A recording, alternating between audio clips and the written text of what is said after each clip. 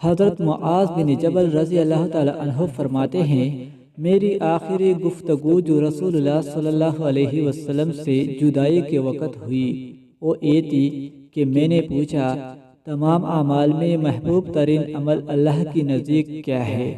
ایک روایت میں ہے کہ حضرت معاذ رضی اللہ تعالی عنہ نے رسول اللہ صلی اللہ علیہ وسلم سے کہا کہ مجھے سب سے افضل عمل اور اللہ تعالیٰ کا سب سے زیادہ قرب دلانے والا عمل بتا دیجئے۔ ارشاد فرمایا، تمہاری موت اس حال میں آئے کہ تمہاری زبان اللہ تعالیٰ کی ذکر سے تر ہو، اور یہ اسی وقت ہو سکتا ہے جب زندگی میں ذکر کا اہتمام رہا ہو۔ تشریح: جدائی کے وقت کا مطلب یہ ہے کہ رسول اللہ صلی اللہ علیہ وسلم نے حضرت معاذ رضی اللہ تعالی عنہ کو یمن کا امیر بنا کر بھیجا تھا۔